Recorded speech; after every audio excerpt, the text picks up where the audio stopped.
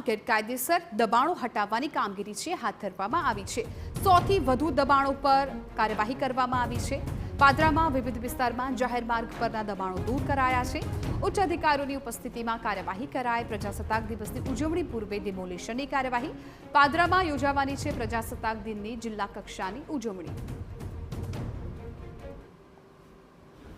સરકારની સૂચના મુજબ પાદરામાં પણ દબાણો પર સપાટો બોલાવવાનું તંત્ર દ્વારા શરૂ કરવામાં આવ્યું છે। પાદરાના વિવિધ વિભાગોની અંદર ગેરકાયદેસર દબાણો અને જાહેર માર્ગ પર જે નડતા દબાણો છે તમામ દૂર કરવાની કાર્યવાહી હાથ ધરવામાં આવી છે। ઉચ્ચ અધિકારીઓ પણ ઉપસ્થિત છે। સાહેબ, કયા કયા વિસ્તારોમાં દબાણની કામગીરી છે, કેટલી ટીમો છે, કયા કયા વિભાગને સાથે રાખીને આ કાર્યવાહી ચાલે?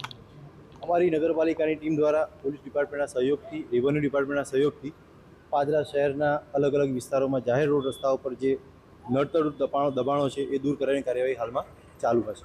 સાહેબ, અંદાજિત કેટલા દબાણો છે, કયા પ્રકારની કાર્યવાહી છે અને કેટલી ટીમો આની સાથે જોડાય છે? હા, આના માટે એક રેવન્યુ ડિપાર્ટમેન્ટ, પોલીસ ડિપાર્ટમેન્ટ, નગરપાલિકાની 5 ટીમ એ રીતના ભેગા થઈને 7 સરકારથી દબાણ દૂર કરી રહ્યા છે।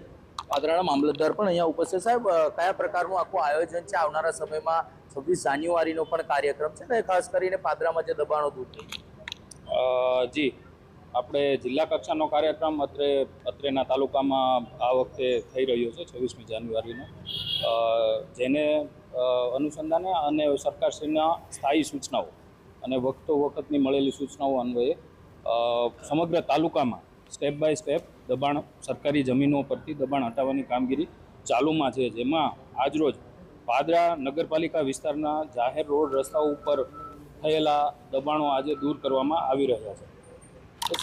જે પ્રકારે સરકારની સૂચના છે કે તમામ રાજ્યોની અંદર દબાણો દૂર કરવાની જે કાર્યવાહી ચાલે છે ને, તેના જ અનુસંધાને પાદરામાં પણ જે ગેરકાયદેસર છે તે દબાણો દૂર કરવાની કાર્યવાહી હાથ ધરવામાં આવી છે।